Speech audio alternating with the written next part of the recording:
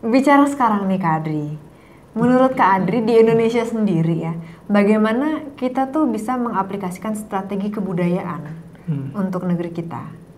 Wah sebenarnya banyak nih. Nah ini harus anti mainstream sebenarnya. Nah gimana tuh anti mainstream? Orang-orang anti mainstream seperti saya langsung bisa jawab. jadi gimana tuh? Jadi gini. Pertama kita harus kameramen madep sini dong, kok madep sana itu. Jadi kita harus berpikir misalnya gini, kebudayaan lokal kita sebenarnya kaya sekali. Yang tidak ada di luar negeri misalnya. Misalnya herbal saja. Herbal kita nih, itu bisa riset mendalam nggak? Jangan-jangan semua penyakit-penyakit yang belum ada obatnya di dunia ini, di internet, di katanya lembaga kesehatan luar negeri apa namanya, itulah. Iya disebut. Atau kita masuk itu ke jaring? Enggak lah. Jadi ada hal-hal yang belum kan WHO juga mengatakan bahwa herbal itu boleh loh. Kalau ada risetnya ya bisa menyembuhkan penyakit ya, boleh dipakai. Karena secara akademis ya. Secara akademis. Yang penting udah diuji klinis gitu ya. Dan itu artinya kita kaya sekali dengan herbal itu. Nah, leluhur-leluhur kita ini itu pasti punya sejarah. Karena kalau bicara pandemik ya, ada dulu namanya seorang ulama, Maulana Ishaq ya, ketika ada terjadi pandemi itu, bukan pandemi sih namanya, istilah kata tuh, kalau di Jawa apa namanya? Apa ya? Itulah pokoknya. Ya itulah, pokoknya istilahnya ada. Istilahnya kayak wabah gitu lah. Wabah gitu. Ada wabah di suatu kerajaan di Belambangan. Ya. Nah itu bisa menyembuhkan, itu salah satunya adalah seorang syekh itu dari salah satu Maulana Ishaq, Syekh Maulana Ishaq itu berhasil menyembuhkan dengan herbal itu, dan dia bilang katanya, oh ini ciri-ciri orang sini itu jarang mandi, akhirnya diajarkanlah bagaimana tata cara mandi, wudhu, cuci tangan, itu ternyata konsep itu sudah ada jauh sebelum ada konsep cuci tangan ini. Berarti harus mandi nih, satu untuk membersihkan kita dari virus, jadi harus mandi 2 kali, mandi dulu. Dan wudhu juga diajarkan di situ untuk menjaga kebersihan karena hidupnya kotor. Nah yang kedua ada herbal-herbalnya juga di samping itu untuk menyembuhkan penyakitnya. Dan ternyata berhasil wabah itu. Nah ketika wabah itu berhasil, akhirnya Maulana Ishaq itu kan dijodohkan dengan salah satu itu raja kan, karena berhasil menyembuhkan penyakit di daerah itu. Nah ini kan menarik sebenarnya, berarti ada warisan leluhur kita, harusnya digali apa itu yang digunakan itu untuk memberantas virus-virus itu di zaman itu. Nah, berarti kita punya kekayaan itu, kekayaan herbal. Nah, itu kenapa nggak kita riset di situ, sehingga kita bisa menguasai di seluruh dunia dengan herbal kita. Cina aja bisa kok, obat-obat Cina ada di toko-toko ini ya, tabib-tabib Cina itu bisa kok dia ekspansi ke negara-negara luar. Kenapa kita tidak gitu? Atau jangan-jangan ada tanaman yang bisa umur panjang misalnya di Jepang gitu ya.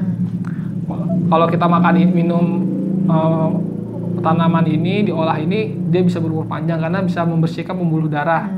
Kalau pembuluh darah kita bersih, kita akan terhindar dari stroke, jantung, koroner, kanker segala macamnya itu. Dan jangan-jangan ada juga hal-hal itu di tanaman di hutan kita ini. Itu kan belum digali. Itu belum digali. Jadi daripada kita saat ini, misalnya kalangan NU nih ada rencana untuk membuat rumah sakit besar gitu kan. Padahal orang NU ini juga kalau sakit juga tidak semuanya ke dokter. Ya kan misalnya itu seperti itu. Kerokan misalnya. Kerokan itu kan hanya ada di Indonesia ya. Mungkin di luar negeri ya nggak tahu apa konsepnya, apakah pijat apa, model pijat nggak jelas itulah. Atau dengan bekam ya. Atau dengan minum Coca-Cola terus sendawa gitu. Nah itu. Nah hal-hal seperti itu. Atau ya itu maksudnya dengan minum itu, dengan bisa menghangatkan badan. Ternyata kita punya konsep kerokan gitu. Dengan hanya minyak angin dan koin itu kan, kita bisa bisa memperlancar aliran darah di situ. Nah, banyak konsep-konsep yang di Indonesia ini banyak, tapi tidak dipakai. Nah, kemudian ada juga misalnya Cimande. Orang ini patah tulang, ya kan, itu harus operasi dan segala macam kan gitu kan. Nah, kalau di situ cuma dikasih ini, digini, udah nyambung, tinggal di pemulihan aja, gitu kasih minyak gitu sembuh. Kenapa itu tidak dikerahkan di dunia internasional ya? Bahkan ketika gempa di Padang itu kan Pak SBY itu kan mengirim itu orang-orang Cimande ke sana kan. Iya. Makanya salah satu yang dikirim ke sana saya ada kenal juga, katanya, wah saya sampai Cinlok sama orang sana, dia bisa bahasa Padang, bisa bahasa Padang, tau gak? Saya Cinlok, kan waktu itu saya dikirim habis gempa gitu. Oh gitu, cuma nggak jadi gitu. Oh. Aduh sayang sekali ya. Nah itu menarik, jadi banyak yang sembuh dalam 3 bulan, 6 bulan, itu sama pengobatannya kayak dokter. Apalagi kan kemarin senior kita tuh, di sini pinggangnya sakit gitu. Nggak ke dokter bang, nggak minum obat bang, nggak ke Haji Naim ya. Haji Naim promosi ya. Diurut sama Haji Naim dan ternyata sembuh 2 kali sentuh aja sembuh gitu penyakitnya gitu. Pinggang udah mulai enak. Tadinya kita gini aja sakit gitu. Nah, kenapa itu tidak dikenalkan menjadi Nusantara WF itu, sehingga metode-metode kita bisa ke luar negeri. Contohnya juga film Iko Uwais ya, dengan filmnya The Raid, terus Merantau, itu kan bisa go Hollywood. Dia bisa membawa pencak silat dengan dia kembangan silat itu ditunjukkan di luar negeri gitu. Nah itu menunjukkan bahwa bisa kok pencak silat. Artis pendekar silat kita itu banyak kok, udah ketemu sama John Wick juga, udah pernah berkelahi sama John Wick kayak gitu. Nah disitulah kenapa sih kita tidak menggali lagi kebudayaan lokal kita, lalu kita orbitin ke luar negeri. Nah itu Bung Karno itu sudah mewanti-wanti itu, berkepribadian dalam budaya, jangan membebek, kata Bung Karno. Makanya dulu Kus Plus itu pernah ditangkap kan, dimasukin penjara. Tahu kan sejarahnya kan? Tahu. Bagaimana Kus Plus itu setiap hari hanya menyanyikan lagu-lagu The Beatles, lalu dimasukin penjara, lalu dia tidak sakit hati saat itu dan dia berubah jadi lagunya Nusantara, Kolam Susu. Dia mempromosikan keunggulan bangsa kita itu lewat musik. Nah, Kus Plus ini kan harus muncul lagi sebenarnya. Lagu Nusantara, lagu ini. Jadi kita kebanyakan adalah mengkopi lagu-lagu barat, patah hati, lagu-lagu patah hati, lagu-lagu yang pesimis lah. Ya kan, seperti itu. Atau sinetron juga begitu-begitu aja ya kan. Anak orang kaya pacaran sama supir angkot misalnya. Jadi tidak menjual suatu nilai budaya di situ. Tapi sebetulnya ya Kak Adri, kalau kita lihat drama-drama Korea itu kan memang temanya ya sama kayak FTV ya, kayak sinetron gitu. Cuma kemasannya itu yang beda gitu ya dari industri film atau sinetron kita gitu. Researchnya itu mendalam banget. Orang-orang sana itu kalau buat film ya. Jadi nggak asal-asalan, sehingga yang kita lihat itu ya seperti kejadian nyata aja gitu ya. Ya sebetulnya kita nggak bisa bilang kayak gitu karena nggak tahu juga kan di Korea nyatanya seperti apa gitu. Cuma setidaknya itu yang dipersepsikan oleh orang awam gitu. Enggak kalau di film-film Indonesia atau di sinetronnya lah, gampang di sinetronnya itu kan kayaknya too good to be true gitu. Orang yang awam pun tahu, oh ini kayaknya nggak mungkin terjadi di dunia nyata nih gitu. Gitu sih. Terus terus terkait yang tadi Kak Adri bilang menarik banget yang terkait dengan herbal gitu kan. Herbal zaman dulu mungkin kalau misalkan kita dapat resepnya sekarang terus kita aplikasikan gitu kan ke suatu penyakit tertentu akan sembuh gitu. Cuma masalahnya adalah referensi kita itu tentang obat tersebut dari mana gitu, tentang tanaman yang manjur itu tuh dari mana? Karena kita itu kan generasi pitutur ya Kak Adri. Betul. Nggak sering nulis gitu, nggak banyak. Sebenarnya ada orang-orang yang mampu. Misalnya gini nih, Ponori itu apa Ponori? Ponori. Iya yang kemana? Oh Ponori, oh ini Ponori. aku. Lenong. Iya Ponori. Ya Lenong itu, dia kan mengajarkan tari topeng, Lenong itu di IKJ misalnya. Jadi dosen. Iya. Padahal Ponori ini tidak bisa baca tulis. Tidak bisa baca tulis, tapi dia harus mengajar di IKJ, mengajar tentang budaya Lenong itu. Dan ternyata Lenong itu banyak dosen-dosennya itu ya bukan anak kuliahan, yang lulus SMP, lulus SD, bahkan kalau Ponori itu katanya nggak sekolah, baca aja nggak bisa. Cuman hafalannya kuat, katanya kalau naskah aja dibacain sama salah satu artis juga kan. Nah itu seperti itu, akhirnya budaya Lenong ini naik kan dari IKJ itu. Nah kenapa kita tidak melakukan hal itu? Carilah dosen-dosen itu jangan sekedar S1, S2, S3. Tapi memang spesialisasinya di situ ya. Misalnya kita bikin universitas khusus herbal misalnya, kesehatan herbal. Nah, berarti yang dosen-dosennya bukan alumni Harvard, bukan alumni luar negeri atau alumni Tapi UI. ini Haji Naim, Haji Naim, Haji siapa gitu kan yang memahami struktur tulang, sebenarnya tuh semua bisa dirasionalkan. Atau Adriansyah Aswaja aja. Iya. Kayak seperti itu, Rukiah misalnya kan. Ya. Kan itu kan sudah, ya itu orang-orang Indonesia seperti itu. Sekarang orang pegel-pegel mikirnya bukan gitu, deh kenapa ya saya suka pegel-pegel, tapi kata dokter nggak sakit apa-apa. Iya. Itu kan yang turun bukannya dokter lagi, bukan medis lagi. Ya, tapi ustadz Rukiah misalnya kita lihat seperti itu. Nah itu kan hal-hal seperti itu sebenarnya bisa diangkat lah. Di Indonesia ini kaya sekali hal-hal seperti itu. Cuman tidak, ya mungkin ada ketakutan dari pihak-pihak yang rasional-rasional ini. Contohnya gini nih, bela diri nih. Orang bisa bela diri. Bela diri yang terkenal saat ini kan kalau kickboxing, Muay Thai gitu ya. Brazilian Jiu-Jitsu gitu kalau kita lihat MMA itu. Iya. Tapi kan kita ada nggak ngeliat loh, di Nusantara ini juga ada misalnya Braja Musti, misalnya sekali pukul orang langsung roboh, atau pukulan jarak jauh, segala macam itu. Dan itu ternyata banyak di daerah-daerah seperti itu, tapi kan mereka nggak mungkin ikut MMA kan. Iya. Nah seperti itu, atau misalnya begini aja nyantet orang, paku pindah ke perut itu. Kan hal-hal seperti itu orang nggak punya. Oh ya, sebetulnya ya menyambung tadi idenya Kak Adri terkait dengan sekolah tinggi yang khusus tentang herbal. Iya, beberapa tahun lalu kan sempet juga kita dengar selentingan yang komedi gitu ya terkait dengan pembentukan fakultas. Ya, ada. FISIP, Fakultas Ilmu Santet dan Ilmu Pelet. Oh, ada.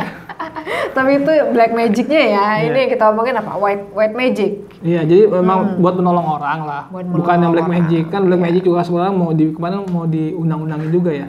Yang apa namanya KUHP itu ya.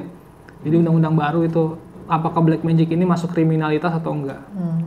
Nah itu kalau kita pakai hukum Belanda, enggak rasional, itu bukan hukum positif lah. Tapi ternyata kita buat aja undang-undangnya itu, ternyata black magic ini ada dan itu masuk kriminal. Tapi pembuktiannya gimana tuh? Nah itu pembuktiannya itulah harus dirumuskan oleh mengundang orang-orang itu. Artinya anggota DPR disantet dong. Ya, iya, dia harus merasakan bedanya disantet atau bedanya sakit wajar atau tidak wajar. Seperti itu. Oh ini pembuktiannya seperti ini. Nah kalau udah bisa kayak begitu, udah bisa kena. Misalnya contohnya gini, siapa yang kompeten mengobati ini, bisa mendeteksi orang ini kena santet, benar, dicek ternyata benar, orangnya udah tersertifikasi, udah kena hukum. Itu kayaknya agak sulit ya tapi. Nah, tapi itu kan karena kata udah mau masukkan di KUHP itu, santet ini udah mau diuji coba masuk dalam hukum negara kita. Karena itu memang sesuatu yang ada di timur ini, sesuatu yang ada gitu, bukan sesuatu yang tidak mungkin itu. Bahkan di Amerika sebenarnya juga ada kan voodoo segala macam gitu. Nah itu hal-hal seperti itu. Terus herbal, cimande tadi juga, itu juga harusnya udah mulai go internasional. Kalau itu kita mulai dulu dari awal, kita coba dulu dah Asia Tenggara aja dulu. Asia Tenggara, kita herbal kita adu dengan Asia Tenggara. Misalnya kita bikin parade apa namanya tuh, summit itu lah kan, kumpulkan ahli-ahli herbal senusantara gitu. Ya kan? Iya, herbal wave. Jadi bukan pameran kesehatan tapi benar-benar herbal. Kan aslinya ketawa kan? Karena kenapa dia bisa ketawa? Karena sesuatu yang tidak terpikirkan orang banyak. Dan biasanya pikiran-pikiran begini kan sebenarnya diketawain emang. Jadi karena sesuatu yang tidak mungkin. Tapi ya kita nggak tahu 10 tahun lagi orang sekarang kita lihat muncul itu kok kemarin nenek-nenek umur 100 tahun lebih ketika ditanya kok ibu bisa 100 tahun diperiksa kesehatannya kok semua sehat. Oh ada satu tanaman di hutan yang sering saya ambil. Oh iya ada ya? Ada, dan kemudian dibikinlah jadi kemasan-kemasan tablet itu kan. Oh, dibikin itu tablet. di daerah mana Kak Adri? Ada, ntar kita searching lagi lah ya. Buka aja lah, Disponsori oleh Google pembersih pembuluh darah agar panjang umur. Nah itu kan hal-hal seperti itu yang di luar negeri sudah mulai ada gitu, gara-gara satu nenek ini umurnya sudah tua sekali, kok bisa sehat? Ternyata gara-gara makan salah satu tumbuhan di hutan itu kan, diolah sama dia. Nah kita sebenarnya lebih kaya lagi. Bahkan ada yang bilang tanaman-tanaman pinggir got, pinggir jalan kita itu semua obat. Seperti itu, asal kita tahu aja fungsinya. Nah makanya harus kita gali lagi kekayaan leluhur kita. Daripada kita menggali orang lain, contohnya kita sibuk dengan Korean Wave, udah kita tiru aja Korea seperti itu. Kita tiru aja Jepang, kita tiru aja Amerika. Nah maka saya bilang tadi, kalau sampai bangsa Indonesia ini mengenal jati dirinya, maka dia akan menjadi bangsa yang jaya. Contoh ganja deh. Ini saya tidak pakai ganja ya. Ganja itu kemarin saya sempat diskusi sama yang dukung legalisasi ganja misalnya. Kenapa? Kan ganja itu haram ini. Dia bilang gini, kalau ganja diisep-isep dengan orang yang nggak berpendidikan, iya itu bahaya. Tapi tahu nggak, serat ganja itu bisa buat bahan jeans yang kuat. Serat ganja itu bisa buat jas. Serat ganja itu bisa buat jaket-jaket kayak gini yang bahannya bagus. Bahkan tali kapal itu yang ini buat serat ganja juga. Nah, ganja ini kan kaya di Indonesia, di Aceh, ya, di daerah-daerah Sumatera itu ganja kaya. Kenapa ganja itu dilegalkan, tapi dalam artian untuk industri. Jadi bukan buat dikonsumsi. Ya, kenapa tuh? Seperti itu. Kalau udah pakai itu misalnya bisa hukum, oke, ganja legal, tapi untuk industri misalnya. Ya, bisa jadi runtuh lah industri tekstil di luar negeri. Di Amerika sana. Tekstil kita lebih kuat dari Levi's gitu, segala macam. Nah, seperti itu. Sebenarnya ini kan firman Allah juga sih, dikatakan bahwa tidak ada aku yang ciptakan di dunia ini, kan tidak sia-sia gitu. Semua diciptakan di dunia ini tidak ada yang sia-sia. Kalau ganja kita bilang haram, tapi pasti ada alkohol aja ada gunanya kan. Heroin aja kalau dipakai dengan tujuan kesehatan ada gunanya kan. Seperti itu. Ada positif negatif. Pisau kalau buat masak kan positif kan. Ya kan. Tapi coba buat ngancem orang. Iya. Maka di situ kalau menurut saya tuh ketika ganja itu dilarang secara total, benda itu menjadi benda haram 100%. Nah, ini kita mengingkari firman itu bahwa tidak ada diciptakan sesuatu itu melainkan ada manfaatnya. Bahkan babi yang katanya haram ya dari rambut sampai daging, ternyata kornea babi itu cocok sama kornea manusia. Kan cangkoknya. Ya kan? Hati babi itu kalau dicangkok hati manusia cocok. Oh iya? Iya. Wow, harus belajar Pak Dokter. Dokter Tajudin udah meninggal, almarhum dokter. Nah, itu bilang hati babi itu cocok kalau dicangkok ke hati manusia. Jadi kalau punya liver itu, nah korneanya juga cocok. Satu-satu binatang yang cocok lah, korneanya dipakai untuk manusia. Artinya babi aja sebenarnya juga ada manfaatnya juga di situ ya. Tapi saya nggak tahu itu halal apa haram ya. Kalau udah dicangkok dengan itu ya. Ente mesti kayak MUI dah. Mau saya telepon kapan saya di MUI. Iya. Mungkin harus itu MUI kajiannya mungkin sampai segitu kali ya. Jangan sampai babi hutan banyak di sawah kagak ada cuma jadi ditembak-tembakin aja gitu. Siapa tahu ada manfaatnya situ, korneanya atau apanya. Tapi ya kembali lagi MUI harus lebih kajiannya lebih ke arah sana ya. Seperti ya, nanti mungkin kita bisa diskusi dengan orang MUI kali ya Kak Adi. Siapa? Khairi Fuadi. Aduh. Yang lain lah. Kayaknya MUI itu menurut saya belum bisa diajak diskusi. Karena mereka belum bisa terbuka lah dengan perkembangan zaman saat ini gitu. Masih takut kreativitas. Jadi kreativitas mereka itu hanya halal haram aja lah. Tidak. Kalau sudah itu agak susah. Lebih baik kita berdialog dengan orang-orang yang terbuka saja. Maaf ya MUI. Nah terus Kak Khairi Fuadi juga nggak minta maaf nih. Kak Khairi Fuadi nggak minta maaf. Nggak apa-apa, cuma stop doang. Nggak penting-penting juga, dia nggak berfatwa ini. Dia nggak berfatwa juga. Cuma tim juga, jadi nggak usah minta maaf juga. Halo Kak Khairi Fuadi. Nah itu ya. Jadi ya mungkin hari ini agak-agak sesuatu hal yang tidak mungkin. Tapi itulah anak muda seperti kita tadi harus bisa mengguncang dunia. Artinya kita harus berani berpikir liar lah. Kita harus bisa berpikir jauh ke depan. Bung Karno itu dulu kan juga dikucilkan kan. Bagaimana dia pakai peci ketika itu. Peci itu kan pakaian punya orang tukang beca saat itu. Tukang beca, tukang sate. Kelas bawah lah. Tapi bagaimana Bung Karno pakai jas dan dia pakai peci. Ini artinya ini simbol kerakyatan. Nah di situ, Bung Karno itu dulu pede kok dengan hal-hal seperti itu, walaupun dibilang gila, mungkin dibilang aneh lah. Bahkan Rasulullah itu kan juga di ayat-ayatnya disebutnya gila kan, orang gila, penyair segala macam gitu. Nah kita juga harus punya pikiran-pikiran jauh ke depan seperti tokoh-tokoh besar dunia yang semuanya dulunya juga diremehkan di masa itu. Baru namanya Nusantara Wave ini bisa terwujud. Nah kalau kita sebutkan man arafa nafsahu faqad arafa rabbahu. Barang siapa mengenal dirinya maka mengenal Tuhannya. Bangsa yang mengenal dirinya dia akan jaya. Juga manusia. Manusia ini bisa berjaya kalau dia bisa mengenal dirinya. Potensinya apa sih? Kebanyakan kita nggak tahu potensi kita kenapa? Karena kita banyak ngikut orang. Misalnya Astrid, potensinya apa misalnya? Nyanyi misalnya. Tapi temennya nggak ada yang suka nyanyi. Ya, jadi terkubur ya tuh ya skill menyanyi ya. Cita-citanya, wah, gua jago nyanyi nih, bakat nyanyi, sering juara. Kayak juga harus ikut Indonesian Idol atau X Factor lah. Tapi ternyata terkubur karena teman-temannya semuanya nggak bisa nyanyi. Atau tidak suka nyanyi. Nah seperti itu. Jadi kita tidak bisa mengenal diri kita karena kita banyak mengekor orang. Dan bangsa kita juga begitu. Kita tidak bisa mengenal jati diri bangsa kita karena bangsa kita banyak mengekor bangsa lain. Ini sangat inspiratif dan mungkin harus dijadikan suatu inspirasi ya bagi para sahabat dialektik sekalian gitu. Iya, betul. Jarang-jarang nih Kak Adri ngomongnya kayak caleg gini kan. Ngomongnya gak benar. Iya. Luar biasa loh. Seperti itu. Dulu ada Pak Soehardi ya. Beliau mantan ketua umum salah satu partai lah. Tapi ya beliau meninggal dunia, udah meninggal. Bilang gini ke saya. Ini kan produk begini kan. Ini air dari mana? Air kita misalnya. Tapi kemasannya perusahaan mana? Perusahaan asing gitu.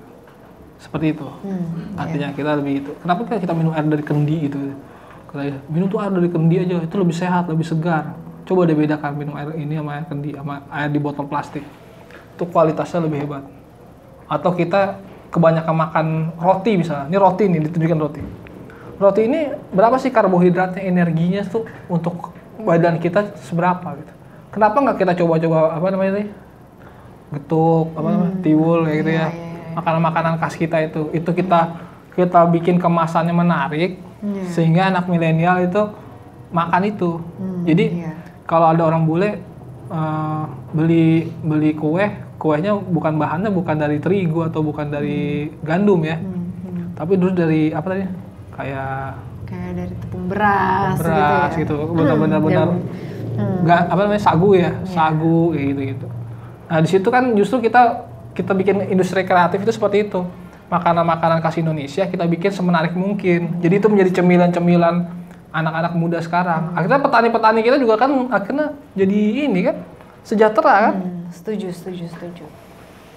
Ya ini mungkin kita harus mencontoh juga kayak misalkan kalau di Jepang itu kan banyak sekali makanan-makanan kecilnya yang packagingnya tuh lucu-lucu gitu kan, dan itu dijadikan oleh-oleh kayak gitu, dan memang khasnya Jepang sendiri. Atau kalau bukan khas tradisionalnya gitu kan, memang dibuat berdasarkan inovasi dan kreativitas mereka. Betul. Sehingga itu menjadi khas dari Jepang sendiri, dan itu sebetulnya bisa kita aplikasikan ya Kak Adri ya di Indonesia sendiri. Ini kan masalah presentasinya aja gitu kan, bagaimana kita bisa membuat packaging yang menarik gitu kan, yang Indonesia banget kan, mulai dari situ gitu. Terus cita rasanya kita tingkatkan, kualitasnya yang oke kayak gitu. Dulu mungkin saya pernah diskusi juga sama Aca waktu kita masih di kuliah ya. Kita ke Kemenparekraf ya, ketemu temen ibu saya waktu itu, Bu Balkis. Nah, Bu Balkis ini cerita, kenapa sih kita ini deh, misalnya kamu bikin apa gitu, batik, tapi kemasannya tuh kayak model-model keren gitu loh, tapi bungkusnya batik, atau makanan khas Indonesia, tapi kemasan yang bagus gitu. Nah, di situ kita jual, jadi orang tetap makan makanan khas Indonesia tapi dengan kemasannya bukan yang norak-norak kayak zaman dulu gitu kan. Makan pecel itu udah bukan bungkusnya misalnya beda gitu. Atau kita minum jamu tapi bukan di tempat yang kotor, misalnya pinggir jalan gitu kan. Tapi bagaimana modelnya kayak kafe misalnya. Udah ada tuh. Kafe jamu misalnya. Kayak gitu-gitu. Kalau kita bisa bikin gitu akhirnya ya jamu kita, herbal kita naik. Tapi kemasannya akhirnya orang, wah jadi minum jamu itu menjadi suatu lifestyle gitu kan. Iya, karena minuman-minuman yang eksotis gitu, itu kan selalu menarik gitu. Betul. Kayak misalkan orang-orang di wisatawan lah, kalau ke daerah-daerah yang misalkan daerah yang jauh dari mereka itu kan cari makanan atau minuman yang nggak ada, yang nggak mungkin mereka temukan gitu. Misalkan kayak kombucha deh. Kombucha itu di daerah Cina ya. Di Cina itu orang-orang banyak banget cari kombucha yang difermentasikan gitu kan. Itu ada biang fermentasinya. Itu kan biang fermentasi bisa dipakai berulang kali Kak Adri. Ada yang sampai 100 tahunan gitu. Mungkin rasanya lebih enak kali ya. Kalau udah sampai ratusan tahun kayak gitu. Dan itu laku banget dan menjadi salah satu atraksi wisatawan seperti itu. Nah, menyambung yang tadi dijelaskan oleh Kak Adri, jadi selain dari kuliner, selain dari pengobatan gitu kan sebagai atraksi wisatawan, kuliner, terus dari media, apalagi Kak Adri yang bisa kita tempat tisu manfaatkan? Ini kan tempat tisu, packaging ya. Misalnya tisu, ini tisunya produk luar misalnya. Tapi bisa kita bikin tempat tisunya ini dari motifnya batik. Ya seperti ini. Rotan. Kembang dari rotan itu. Rotan, bagaimana petani rotan kan bisa naik juga di situ. Jadi banyak hal-hal yang sebenarnya kita bisa inovasi di situ. Kembali lagi sebenarnya bentuk kita boleh meniru, tapi kita harus menunjukkan sesuatu yang usaha boleh sama, tapi harus dengan pengemasan yang berbeda. Iya, ibaratnya gini, kalau kata dosen saya Pak Badru Soleh, jadi kalau kita nulis skripsi itu bisa aja judul kita sama kayak orang lain, tapi isinya pasti beda. Betul. Gitu. Ada dosen saya tuh penelitiannya studi kasusnya sama saya. Tapi teorinya beda. Oh iya, analisisnya itu kan beda kan. Akhirnya dia bilang, saya pinjam buku kamu. Akhirnya punya saya diambil sama dia. Buat menyelesaikan punya beliau gitu.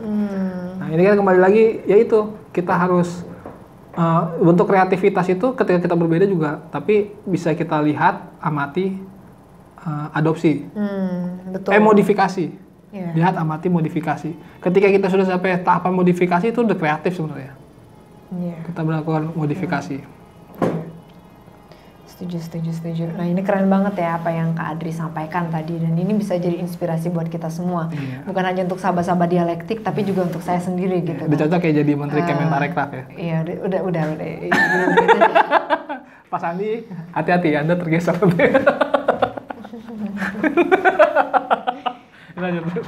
Nah, sahabat-sahabat dialektik, jadi saya sebetulnya penasaran nih sama Kak Adri. Kira-kira dari omongan-omongan yang luar biasa disampaikan tadi oleh Kak Adri, apa sih pesan yang mau disampaikan nih ke sahabat-sahabat dialektik atau teman-teman milenial sekalian, Kak Adri? Apa semangat mungkin? Ya sebenarnya gini, generasi milenial kita ini kan, dikatakan milenial ketika sebenarnya meniru semua, meniru. Ya Atta Halilintar lah contohnya sebagai seorang YouTuber, itu kan sebenarnya meniru juga salah satu YouTuber Amerika yang gayanya ditiru. Siapa ya? Ada di Amerika, PewDiePie. Lalu bagaimana? Siapa Joe Rogan itu Deddy Corbuzier meniru gaya-gayanya seperti podcast lah. Ya saya juga niru dikit lah ke sana. Nah, tapi kan sebenarnya kita semua meniru. Nah seharusnya kita meniru ini, kita harus punya modifikasi di situ. Yang menjadi pembeda ya? Iya, mungkin orang sekarang podcast semua membahas tentang kehidupan pribadi artis misalnya. Artis podcast kan begitu. Tapi kan kalau kita kan khusus seleb politik lah ya, YouTuber politik gitu. YouTuber yang memikirkan arah bangsa gitu. Seperti itu. Jadi kan sesuatu yang berbeda. Jadi kita harus tidak usah meniru. Nah, generasi milenial ini harus memiliki gagasan-gagasan orisinil. Dan salah satu gagasan orisinilnya udah kita jadi orang Indonesia aja lah. Iya. Tidak usah menjadi bangsa lain misalnya. Misalnya Astrid. Kayak kita kemarin ada yang di share itu Suryo Mentaram. Ki Ageng Suryo Mentaram. Kan selama ini kan kita lihat ada sosok misalnya Siddhartha Gautama ya, Buddha. Orang yang keluar dari kerajaan lalu menjadi orang biksu, menjadi seorang Buddha, dia ke masyarakat miskin gitu kan. Masyarakat miskin lalu dia bertapa di pohon Bodhi dan dia menjadi seorang Buddha itu. Nah ternyata di Indonesia ini juga ada sosok itu misalnya. Salah satunya itu Ki Ageng Suryo Mentaram itu yang mengajarkan kita ketika dia merasakan saya tidak menemukan manusia nih di keraton ini, semuanya serba mewah segala macam gitu. Lalu dia keluar menjadi masyarakat biasa, jadi penjual batik, dan jadi pekerja serabutan, jadi tukang nyangkul-nyangkul di sawah seperti itu. Dia merasakan kehidupan rakyat itu. Tadinya hidupnya penuh dengan fasilitas. Dia merasakan itu. Nah, akhirnya dia menunjukkan bahwa sebenarnya bahagia itu bukan masalah mewah atau apa gitu. Yang penting cukupnya, sewajarnya gitu. Nah, kalau kita udah bisa merasakan hidup ini cukup lah, itu kita udah bahagia. Nah, makanya banyak orang yang tidak merasakan kebahagiaan walaupun dia sudah kaya raya itu ketika dia tidak pernah merasakan cukup itu. Iya, berarti ini perkara kepuasan ya? Masalah kepuasan. Nah, nilai-nilai spiritual itu sebenarnya kita juga banyak belajar harusnya dari lokal kita saja. Kita lokal kita tuh banyak loh sejarah tokoh-tokoh yang spiritualis yang sangat banyak. Jadi kita tidak perlu belajar, mohon maaf ya, yoga misalnya di India misalnya. Yoga di mana sih tuh? Yoga ya, India ya? Iya, jadi belajar yoga, belajar meditasi dari mana gitu. Sebenarnya banyak nilai-nilai spiritual di tanah Jawa ini juga bisa kita gali, tapi memang itu tidak terungkap ya cara-caranya. Karena misalnya kalau kita ke keraton itu kan ada di lontar-lontar atau di kitab-kitab yang dirahasiakan ya. Mungkin Astrid tadi bisa belajar huruf Jawa gitu kan. Ini kan Astrid itu sangat luar biasa, dia karena tertarik untuk mempelajari huruf-huruf ini, huruf-huruf Jawa gitu kan. Nah, di situ kita bisa menggali. Ketika bisa diterjemahkan, kita bisa menggali, oh sebenarnya untuk hidup sehat dengan cara meditasi itu ada loh di tradisi Jawa sini, di tradisi kita loh, misalnya di keraton mana gitu. Nah itu banyak hal-hal yang, misalnya contohnya juga tradisi Bimo Suci misalnya, apa sih namanya itu, Dewa Ruci ya, Dewa Ruci. Ternyata muncul lagi namanya istilahnya Suluk Linglung, Sunan Kalijaga. Nah ada konsep itu loh, konsep Khidir itu, Dewa Ruci itu sebagai Nabi Khidir. Nah ini kan juga muncul kan tahun-tahun 90-an. Ada satu cucunya kata mimpi, cucunya Sunan Kalijaga mimpi. Jadi ada Suluk Linglung itu. Nah akhirnya Suluk Linglung itu muncul, cerita itu. Nah itu kan hal-hal yang sebenarnya kalau kita gali lagi jangan-jangan banyak hal-hal yang belum terungkap loh. Bagaimana misalnya mengelola pertanian. Kan selama ini kita lihat Israel bisa tanah tandus jadi tanah subur gitu. Nah ternyata kan dulu kita bangsa agraris. Udah banyak orang-orang wali-wali Allah ini ahli ilmu ini loh, ilmu irigasi, ilmu agraris. Tapi kan kita nggak tahu bagaimana konsep mereka. Jangan-jangan lebih canggih. Kita nggak tahu loh, jangan-jangan leluhur kita ini sebenarnya lebih canggih daripada yang sekarang-sekarang ini. Referensinya itu kurang ya dan sulit gitu. Makanya milenial itu seharusnya jangan fokus melihat barat, jangan fokus melihat budaya yang dari luar sana, tapi coba gali yang di diri kita dulu, yang ada di budaya kita ini. Siapa tahu jangan-jangan budaya kita ini lebih canggih daripada budaya-budaya dulu. Borobudur loh contohnya kan. Itu teknologinya apa?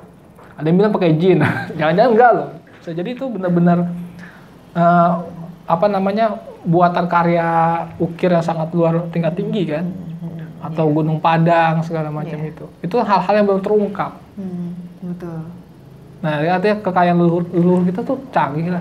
Kalau bicara tentang dulu ada senior saya nunjukin gambar kapal, artinya kita ini sudah mengarungi samudra jauh-jauh sebelum Columbus itu misalnya. Kan kita nggak tahu.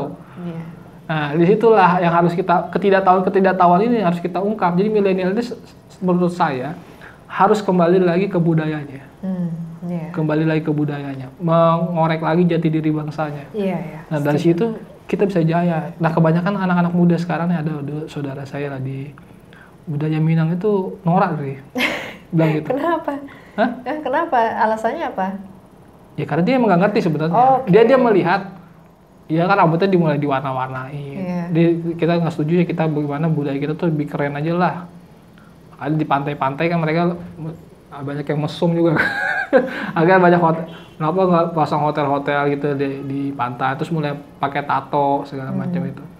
Nah akhirnya budaya Minang ini jadi hilang. Padahal nilai-nilai budaya di Minang ini kan sangat luar biasa, menjaga moral dalam hal tata krama. Bahkan silat itu ada 3 kan, silat taga, silat duduk, ya kan? Ada 2, silat taga, silat taga itu bisa silat yang bela diri. Silat duduk itu yang ngaji, zikir, hal-hal seperti itu. Nah itu menunjukkan bahwa, nah kalau itu dihilangkan, orang cuma silat taga, akhirnya orang tantang petentengnya pinggir jalan gitu kan. Tukang berantem, tukang emosian. Tapi kalau ada namanya silat duduk yang disebut dengan ibadah itu, zikir sama baca Quran, orangnya nggak jadi emosian. Justru mereka ngaji tapi jago silat itu. Badannya sehat, jiwanya juga kuat. Kalau nilai-nilai itu dipakai ke anak-anak muda sekarang kan, anak-anak muda Minang ini pasti berkualitas semua. Nggak ada yang aneh-aneh. Oke. Kalau secara singkat nih Kak Adri, pesan untuk anak-anak muda apa tuh? Semacam apa jargon lah gitu yang isinya tuh pesan substansial dari Kak Adri yang gampang diingat mungkin. Indonesia manusia sejati. Jadi kita benar-benar memahami jati diri bangsa kita, disitulah kita akan jaya. Itu aja sih kuncinya. Kalau kita masih mengikuti luar terus, ya kan, dan kita melupakan budaya lokal sampai kapanpun kita akan menjadi, istilah kata tuh kalau dependensia ya, ketergantungan. Dependensi. Kalau Andre Ganderfeng gitu ya, dulu waktu zaman saya kuliah itu dibilang begitu. Jadi kita menjadi negara yang ketergantungan, negara dunia ketiga gitu ya. Periferi. Ya seperti itu. Menjadi seperti itu karena kita tidak punya jati diri. Iya, ya mudah-mudahan ya teman-teman yang nonton video ini jadi tergerak hatinya ya, langsung terbakar semangatnya ya Kak Adri. Masih tercuci otaknya. Ya karena Kak Adri ini luar biasa. Hasil studi terpengaruh nggak? Kayak kita yang pengaruhi Kak Adri lah. Next time. Oke. Ditutup. Iya, kita tutup dulu ya sahabat-sahabat dialektik. Terima kasih sekali telah menonton video ini dari awal sampai akhir ya Kak Adri ya. Untuk teman-teman yang ingin request topik apa yang ingin didengar dari kita, bisa langsung ke kolom komentar dan kasih tahu apa aja gitu ya. Jangan lupa komen, like dan subscribe ya, dan jangan lupa juga share ke teman-teman atau ke keluarga-keluarga atau siapapun yang kiranya suka nih sama topik-topik ini. Kayak gitu ya teman-teman ya. Sampai jumpa di lain waktu. Saya Astrid Haura dan Kak Adriansyah pamit dulu. Wassalamualaikum warahmatullahi wabarakatuh. Waalaikumsalam warahmatullahi wabarakatuh.